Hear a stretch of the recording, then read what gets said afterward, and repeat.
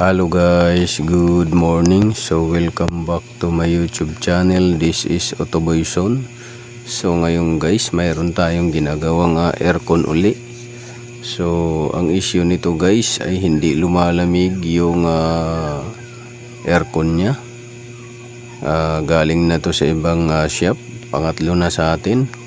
At hindi yata o nakalimutan yata i-check ng ibang shop to. So ito guys yung nakita natin. So same thing sa ibang mga sasakyan na ating diniagnose. Barado. At saka may black oil na yung condenser. So hindi talaga lalamig yan. At saka mag high pressure yan. Ganyan yung itsura ng baradong desiccant filter. So nakalimutan yata i-check ng ibang shop or hindi chinik. So dito pinakita natin sa may-ari at ipa-flushing natin to guys. Gamit itong chemicals na pam-flushing natin para maalis yung black oil sa condenser. So yung ibang mga shop kasi pagka hindi lumalamig ay ang ginagawa, lalo na yung mga salin-salin lang, kinakargahan lang. So wala nang proper checking at saka diagnosing. So ngayon ang mangyayari ay useless yung pagkarga ng bagong preyon at pagpalit ng sinasabing expansion valve kung hindi mo naman i-check yung condenser na barado na pala. So hindi talaga lalamig. So ngayon guys, pina-flushing natin at dinala sa atin to. Nagtiwala naman yung customer na maayos natin dahil proper checking at proper cleaning lang yung gagawin natin dito. So kung nakikita ninyo, binunot na natin dyan at nakita natin yung black oil. Ayun, pinasukan na natin. So sumuka na yan guys. Kung nakikita ninyo, nakasalang pa yung panghangin natin. So una guys ay pasusukahin muna natin. Pagka nakasuka na kagaya nyan, lumabas na yung mga debris, contaminated yung system, ang kasunod nyan ay lalagyan na natin ng flushing fluid para ma-flush natin yung evaporator, mga pipes at condenser.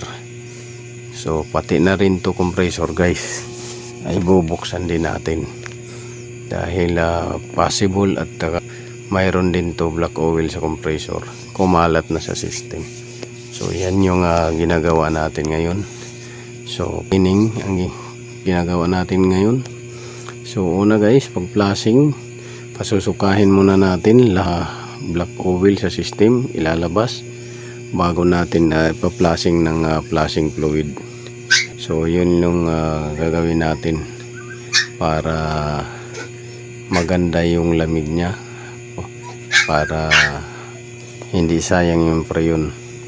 So kung nakikita ninyo dyan ay continue pa rin yung pag-flushing natin ng evaporator dahil halos ang lumabas dyan ay halos 3 ounce na black oil na kumalat na yun sa exhaust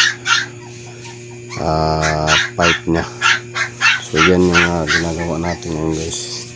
So sundan nyo lang guys yung video. Sa mga may sasakyan tapos nakailang karga na kayo sa ibang shop, panay karga lang ng preyon pero nawawala yung lamig, mas lalo lang po masisira yung system at saka compressor nyo kung lagi nyong pakargahan dahil humina yung lamig. Gawaan ng pagka ganon, hindi naman nila chinecheck kung black oil na or madumi na yung system. So tayo dito ay lahat ng possible na pwedeng i-check at i-troubleshoot Yun yung ginagawa natin dito para may paipakita tayo sa customer, may ebidensya tayo kung alin yung kailangan palitan. Kasi mahirap magpapalit ng parts kung wala kang ebidensya kung paano nasira or paano nag-error or paano siya naging defective or malfunction. So dito naman tayo sa may mga fittings at saka hoses, napasukan natin suction pipe line at saka discharge line. So yan yung ano natin. Yung kasunod nito guys ay flushing fluid ang i-apply natin pagkawas na.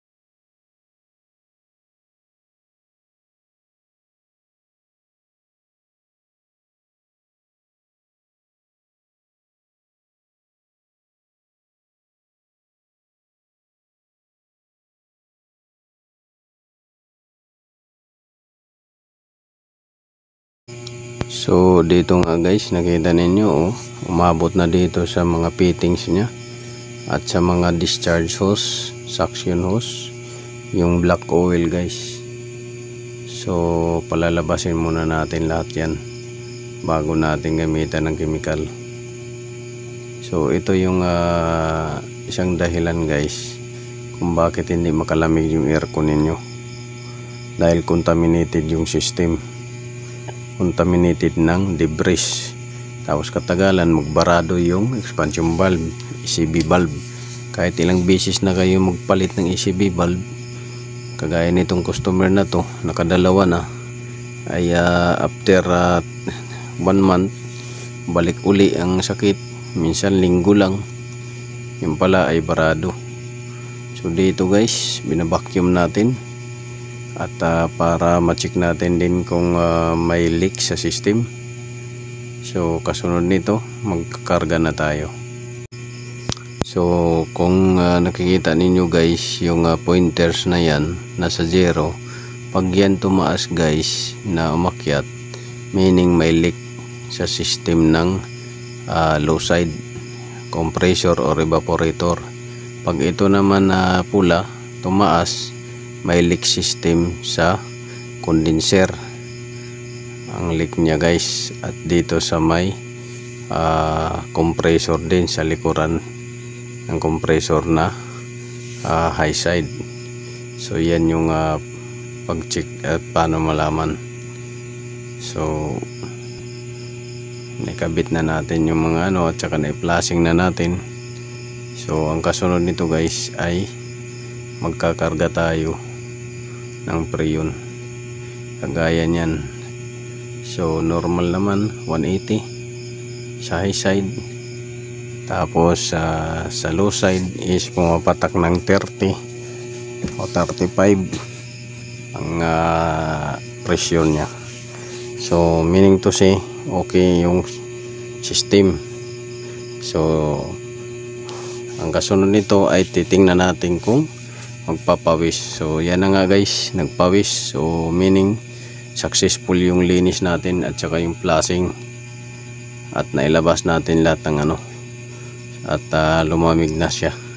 So ganun lang guys, wag kargahan kung nagbawas ng preyon, lalo na kung kakarga kayo ng walang vacuum. ipacheck nyo muna kung bakit nagbawas ng preyon or bakit nawawala yung lamig, kasi baka maya barado yung system. So yun lang, sana nakatulong to sa inyo guys. This is Autoboyson. Salamat sa panunod.